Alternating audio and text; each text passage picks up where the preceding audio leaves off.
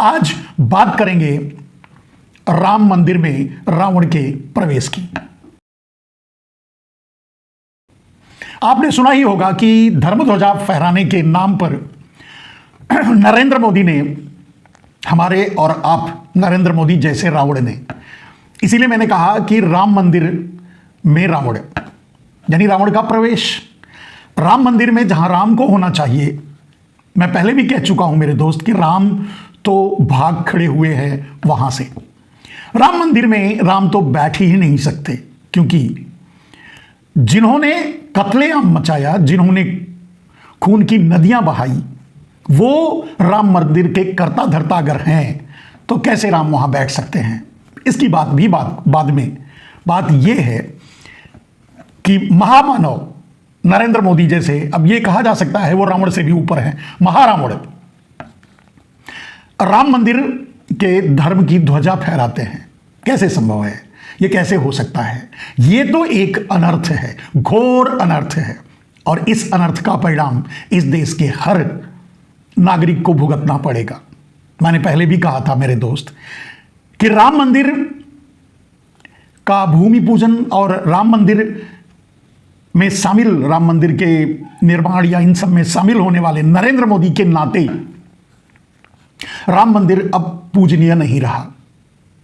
वहां राम विराजमान हो ही नहीं सकते, क्योंकि नरेंद्र मोदी का हाथ खून से सना हुआ है। उनकी राजनीति का एक एक कदम सैकड़ों लाशों से होकर गुजरा है। यहां तक कि आम आदमी से लेकर सेना के सैनिकों तक की लाशों पर चढ़ करके नरेंद्र मोदी यहां तक पहुंचे हैं। और ऐसा आदमी कोई धर्म ध्वजा कैसे फहरा सकता है? और वो भी जिनका हक है, यानी शंकराचार्य, उनको हटाकर, उनको गायब करके, यानी उनका पता ही नहीं, और राम मंदिर में राम ध्वज यानी धर्म ध्वजा फहराया गया। खैर, ये सब तो नरेंद्र मोदी, राम मंदिर का भी इस्तेमाल उन्होंने राजनीति के लिए किया। और वैसे भी मैं कई बार बता चुका हूं कि नरेंद्र मोदी उस भिक्षु की तरह हैं जो जब भी संकट आता है वो शिवलिंग पर चढ़ जाते हैं। तो किसी मंदिर का, राम मंदिर का इस्तेमाल वो राजनीति के लिए ना करें, यह हो ही नहीं सकता। और अब तो नरेंद्र मोदी सहित आम आदमी के टैक्स के पैसे से, हमारे आपके पैसे से जो अय्यासियां की गई अयोध्या में, जो ड्रामे रचे गए अयोध्या में, वो तो एक अलग बात है। लेकिन और आम आदमी को वहां से गायब करके, आपको पता ही होगा कि अयोध्या के चप्पे चप्पे को नरेंद्र मोदी ने गुजराती माफियाओं को बेच दिया। वहां के साइकिल स्टैंड से लेकर के हवाई अड्डे तक सब कुछ गुजराती माफियाओं के हाथ में दे दिया। और माफियाओं में से, व्यापारियों में से, चाहे जो भी कहो, अडानी अंबानी के अलावा है कौन जिसको नरेंद्र मोदी देते हैं? उनसे क्या लेते हैं ये तो पता नहीं। खैर, वहां से उनसे क्या लेंगे, क्योंकि सब कुछ तो इन्हीं का है। लेकिन बात गंभीरता, बहुत गंभीर बात है मेरे दोस्त, कि राम मंदिर की धर्म ध्वजा फहरा करके नरेंद्र मोदी ने भारत के विनाश की नींव रख दी है। राम मंदिर के निर्माण की भूमि पूजा करके भी उन्हें विनाश की नींव रखी थी, जिसका परिणाम मैंने कहा था कि इस पीढ़ी के लोग तो शायद दर्शन ना कर पाए। आपको पता ही होगा कि 50 लाख लोग मर गए। उनकी अंतिम यात्रा भी सही तरीके से नहीं हुई, उनकी अंतिम गति भी उनको सही तरीके से नहीं मिली। आपको पता ही होगा कि नाले में, पानी में, बालू में कहीं भी दफना दिया गया, जिन्हें खींच खींच कर कुत्ते खाए। ये इस बात का परिणाम था कि नरेंद्र मोदी भूमि पूजन या न्यू निर्माण या इन सबों में शरीक हुए। अब धर्म ध्वजा फहराने का परिणाम इस देश पर किस तरह से कहर बनकर टूटेगा, ये बाद की बात है, इस पर भी आज बात नहीं। बात आज ये है कि नरेंद्र मोदी ने इस मंदिर का भी इस्तेमाल, नरेंद्र मोदी जैसे रावण ने, मैंने कहा मंदिर में, राम मंदिर में रावण का प्रवेश यानी नरेंद्र मोदी का प्रवेश, तो राम वहां कैसे हो सकते हैं? आप खुद अंदाजा लगा लीजिए। लेकिन वहां उन्होंने कहा क्या? कितने बड़े बड़े जुमले छोड़े, झूठ का जुमला बम किस तरह से फोड़े, इसको समझने के लिए आपके सामने उनके कुछ, मैं वीडियो नहीं चलाता किसी का, जानते हैं सबसे ज्यादा अगर किसी को अनुशासित किया जा रहा है या किसी को दबाया जा रहा है तो मुझे, मेरे वीडियो को जो मैं आप लोगों तक पहुंचाने की कोशिश करता हूं, पहुंचने भी नहीं दिया जाता। मैं उनमें से हूं, आपको पता ही है, कई महीनों तक बैन लगा था। खैर उस पर नहीं जाते हैं, बात करते हैं नरेंद्र मोदी ने कौन सा जुमला बम फोड़ा राम मंदिर में, यानी राम मंदिर में एक रावण ने प्रवेश करके कितने जुमले फोड़े, इस पर बात करेंगे। और ज्यादा नहीं, अगर 2-4 बातें, चलो 5 बातें कर लेते हैं नरेंद्र मोदी के जुमले बम की। मेरे दोस्त, राम मंदिर से नरेंद्र मोदी कहते हैं, 5 बातें उनकी मूल रूप से कहूंगा। कहते हैं राम यानी आदर्श, और राम के आदर्श को धारण करना चाहिए। भगवान श्री राम मन मन में घट घट में व्याप्त हैं, हर भारतीय के मन में। खैर मैं इस बात का खंडन करते हुए बस इतनी ही बात कहूंगा कि जो भारत के नहीं है और भारतीय नहीं है या हमारे धर्म से भी नहीं है, क्या उनके मन में राम नहीं बसते? और नहीं, जब हर इंसान, कहते हैं हर जीव के मन में बसते हैं, कण कण में व्याप्त हैं, तो कुछ जीव यानी जिन्हें मोदी इंसान ना मानते हों, देश विदेश या मुसलमान या शूद्र या छोटी जाति वाले लोग, जिन्हें नरेंद्र मोदी हिंदू भी नहीं मानते या मोदी के लोग उन्हें हिंदू भी नहीं मानते, क्या ऐसे लोगों के मन में राम व्याप्त नहीं होंगे? खैर उन्होंने जो कहा वो बात अलग है, राम का अस्तित्व एक अलग है। प्रश्न ये है कि नरेंद्र मोदी अगर राम का नाम लेते हैं, क्या नरेंद्र मोदी राम का नाम लेने का, मैंने नरेंद्र मोदी को रावण की उपाधि दी, मैंने कहा राम मंदिर में रावण का प्रवेश, रावण घुस गया है, ऐसे कह सकते हैं। तो क्या नरेंद्र मोदी के एक भी कर्म और एक भी आचरण से आपको राम का भास होता है, राम के अस्तित्व का आभास होता है, राम के चरित्र को, नरेंद्र मोदी का एक भी कर्म राम के चरित्र के करीब भी पहुंचता है? आप सोचकर देखिए मेरे दोस्त। मैंने कहा गोधरा से लेकर के पुलवामा और पहलगाम तक नरेंद्र मोदी ने लाशें बिछा करके राजनीति की है, और इतना बड़ा रावण, महारावण कैसे, और वहां राम कैसे हो सकते हैं, और वो ध्वजा कैसे फहरा सकता है, और उसे भगवान श्री राम स्वीकार कैसे कर सकते हैं? मैं पूरे भारत को यह चैलेंज करता हूं, कोई भी एक इंसान जो धर्म को जानने वाले तो वहां थे ही नहीं, धर्म को जानने वालों को तो वहां जाने ही नहीं दिया नरेंद्र मोदी ने, आपको भी पता है। लेकिन कोई भी आगे बढ़कर यह बताए कि नरेंद्र मोदी ने यह काम किया है जो राम के चरित्र से मेल खाता है देश को चलाने का। आज देश गरीबी, महंगाई, भूखमरी, बेरोजगारी, न जाने कितने मुसीबतों से जूझ रहा है, और नरेंद्र मोदी अय्यासी कर रहे हैं रावण की तरह। दूसरों को राम के आदर्श का पाठ पढ़ाने वाला रावण। आप इसके बाद आपको सोचना पड़ेगा, और सोचते रहिए। नरेंद्र मोदी ने दूसरी बात कही, लोग वर्तमान के बारे में नहीं सोचते, हो सकता है वो विपक्ष को कह रहे हो, लोग वर्तमान के बारे में ही सिर्फ सोचते हैं, माफ कीजिएगा, लोग सिर्फ वर्तमान के बारे में सोचते हैं, भविष्य के बारे में नहीं सोचते। नरेंद्र मोदी महारावण भविष्य के बारे में सोचते हैं। मेरे दोस्त, 80 करोड़ भारतवासियों के हाथ में भीख का कटोरा थमाने के बाद, भ्रष्टाचार का नेशनलाइजेशन करने के बाद, सब कुछ देश का उठा करके एक अपने माफिया को दे देने के बाद नरेंद्र मोदी वर्तमान और भविष्य की बात कर सकते हैं। नरेंद्र मोदी यह कह सकते हैं कि भारत आगे आजाद रहेगा, गुलाम नहीं होगा। नरेंद्र मोदी ने तो जबरदस्ती पूरे भारत को, भारतवासियों को एक माफिया, अडानी का गुलाम बना दिया। हमारी और आपके आने वाली पीढ़ी अडानी की गुलाम बनकर रहेगी, अडानी अंबानियों की गुलाम बनकर रहेगी, कुछ गुजराती माफियाओं की गुलाम बनकर रहेगी।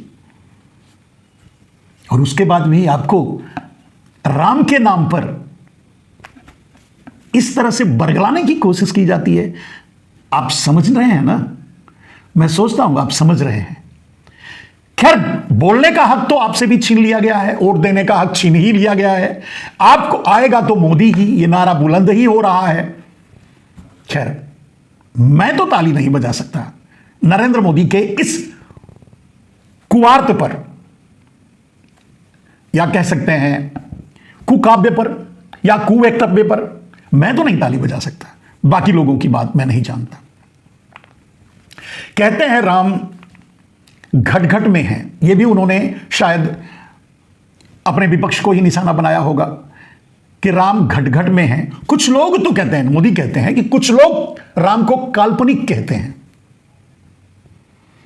नरेंद्र मोदी, आपके आसपास और आप खुद राम को काल्पनिक जानते हो और मानते हो, कहते हो। जरा भी राम का डर है आपके मन में? जरा भी राम के चरित्र के बारे में सोचते हैं आप? राम ने अपनी प्रजा को के साथ क्या किया था? राम राज्य में प्रजा का कैसा ख्याल रखा गया था? कैसे राम राज्य की कल्पना आप जैसे रावण के मुंह से अच्छी नहीं लगती। खैर, जुमले और झूठ के अलावा आप बोल नहीं सकते। सर से पांव तक आप झूठे हैं। बरगला लीजिए लोगों को। कुछ धन पशुओं को बुला करके, कुछ धन पशुओं को बुलाकर अपने लिए ताली आप बजवा सकते हैं, लेकिन ना आप राम के कभी हो नहीं सकते। आप आम के कभी नहीं हो सकते। जब आप आम आदमी के कभी नहीं हुए तो राम के कैसे होंगे? सवाल ही नहीं उठता। कहते हैं नरेंद्र मोदी, एक चौथी बात अगर उनकी देखी जाए तो कहते हैं नरेंद्र मोदी कि आजादी का 100 साल हो जाएगा 2047 में। मैंने कहा हमेशा नरेंद्र मोदी वर्तमान की बात, दूसरों को कहते हैं लोग वर्तमान की सोचते हैं, भविष्य की नहीं। नरेंद्र मोदी हमेशा आपको भविष्य में ही रखना चाहते हैं, वर्तमान में आने ही नहीं देना चाहते। वर्तमान में तो आपकी जेब ही नहीं काटी है नरेंद्र मोदी ने, आपका गला भी काट लिया है, तो वर्तमान में आपको जीने कैसे देंगे? कहते हैं अब उस आजादी के 100 साल जब पूरे होंगे तो विकास को नरेंद्र मोदी कहां पहुंचाएंगे? क्या आपका रत्ती रत्ती, आपका तन मन धन, आप जिस जमीन पर उठते हो, खड़े होते हो, बोलते हो, सब कुछ अडानी को दे देंगे और अडानी का हो जाएगा? यही नरेंद्र मोदी का विकास आपके लिए है? अडानी जैसे माफियाओं के बारे में कुछ कहना या उनका डर या उनके बारे में सोच, ये कोई बड़ी बात नहीं है। ये माफिया है, आज नहीं कल जाएंगे और जेल ही जाएंगे, और इन माफियाओं का साथ देने वाले लोग भी जेल जाएंगे, आज नहीं तो कल। अन्याय, अत्याचार, दुराचार, या आप कह सकते हैं हिटलर सही, या जो भी इतिहास से लेकर धर्म से लेकर जहां भी आप देखेंगे, अंत तो हुआ है। बहुत से क्रूर हुए हैं और उनका अंत भी हुआ है। अंत तो होना ही है। अंत तो गत्वा हर इंसान को वहीं जाना है। वो अजन्मा है, हो सकता है, वो नॉन बायोलॉजिकल हो सकता है, वो रहें धरती के रहने तक, धरती के प्रलय होने तक वो रहें और वो राज करें, हो सकता है। हम इस पर कुछ नहीं कहेंगे। और सबसे बड़ी बात, और सबसे पांचवी बात कहता हूं, और यही सबसे बड़ी बात और सबसे खतरनाक बात, सबसे झूठ बात, सबसे बड़ा जुमला नरेंद्र मोदी ने छोड़ा। भारत की शिक्षा, कहते हैं 1835 में मैकाले आया था, उसने एक शिक्षा पद्धति, मतलब उसने जो किया उसकी कीमत आज देश चुका रहा है। उसकी शिक्षा पद्धति के नाते देश की शिक्षा पद्धति बर्बाद हुई है, खराब हो गई, खत्म हो गई। और अब नरेंद्र मोदी से पूछे कोई कि गुजरात की ही ले लो, क्या गुजरात अगर मैकाले को नरेंद्र मोदी हटाने में कामयाब हो जाते हैं या मैकाले की पद्धति खत्म हो जाती है, कह सकते हैं आप, और नरेंद्र मोदी 10 साल से 25-30 साल से गुजरात में और 10 साल से पूरे भारत में, नरेंद्र मोदी ने अगर शिक्षा के बारे में उनसे पूछ लिया जाए कि आपने क्या किया है, नरेंद्र मोदी बता सकते हैं कि उन्होंने कितने सरकारी स्कूल बंद कराए। नरेंद्र मोदी यह भी बता सकते हैं कि शिक्षा को उन्होंने कैसे माफियाओं के हवाले कर दिया। आम आदमी, आम बच्चों को कैसे शिक्षा से वंचित कर दिया। आप सोच सकते हैं जो 80 करोड़ लोग जिसे नरेंद्र मोदी 5 किलो अनाज के बल पे जिंदा रखे हुए हैं, क्या वो अपने बच्चों को शिक्षा दिलवा पाते होंगे 4,000 5,000 रुपए महीने या उससे ज्यादा फीस देकर के? आप सोच के देखिए। शिक्षा को नरेंद्र मोदी आने के बाद से तहस नहस, सबसे बड़ा प्रहार अंग्रेजों की तरह, मैकाले की तरह। मैकाले के दूसरे रूप है नरेंद्र मोदी, जिन्होंने शिक्षा पर सबसे ज्यादा प्रहार किया है भारत में, और कम से कम जहां उनकी सरकारें बनी या जहां वो राज कर रहे हैं। अभी अभी बिहार जीते हैं, वहां का ही हाल ले लीजिए, या पूरे देश जहां भी वो राज कर रहे हैं। शिक्षा कहां की सही है? पूर्ण शिक्षा मतलब 100% एजुकेटेड लोग या एजुकेशंस जहां कहां है? केरला में, तमिलनाडु में, कर्नाटका और आंध्रा उस लाइन पे है। जहां नरेंद्र मोदी के पांव पड़े हैं वहां तो सर्वनाश ही हुआ है शिक्षा का। और ऐसा आदमी यह कहता है कि मैकाले की शिक्षा व्यवस्था को अगर खत्म कर दिया जाए या हम उसे हटा देंगे, गुलामी की मानसिकता से लोग बाहर निकलेंगे, जब मैकाले की शिक्षा व्यवस्था खत्म हो जाएगी तो नरेंद्र मोदी जैसे रावण से यह पूछा जाए कि महारावण जी बताइए कि शिक्षा के लिए आपने अपने आने के बाद से लेकर अब तक क्या किया है? और चलिए, जहां आप शासन कर रहे हैं 25 साल, गुजरात में शिक्षा व्यवस्था कैसी है? जहां से 15-20 साल 10 साल शासन कर रहे हैं मध्य प्रदेश, उत्तर प्रदेश या बिहार या और दूसरे उत्तर भारत, दक्षिण में मत आइए। यहां के लोग शिक्षित हैं, वो आपको किसी भी कीमत पे प्रश्रय नहीं देते, आपको वोट नहीं देते, आपको मानते नहीं, यहां तक कि आपको प्रधानमंत्री भी नहीं मानते। किसी भी साउथ इंडियंस के मुंह पे माइक लगा करके पूछ लो आपके बारे में वो क्या बोलता है। खैर, जाने दीजिए। महारावण जी, आप देश को गुमराह कीजिए, लेकिन डर इस बात का है कि एक बार राम मंदिर के नाम पर जो आपने किया था, और राम मंदिर के उस परिसर में या राम मंदिर के उस जगह पे अयोध्या में जाकर आपने जो कदम रखा था, उसका परिणाम न जाने कितने लोग अपनों को खो दिया। आज फिर एक बार धर्मध्वजा आप फहराए हैं। भारत का पताका, भारत का झंडा, भारत का अस्तित्व का क्या होगा यह मैं भी नहीं जानता। ईश्वर से प्रार्थना करूंगा, भगवान राम से ही जिनके नाम पर आप राजनीति कर रहे हैं, निश्चय है कि वो उस मंदिर में तो नहीं होंगे जहां आप गए थे। रावण के साथ राम कभी रह ही नहीं सकते। उनसे ही प्रार्थना करूंगा इस देश की रक्षा करें।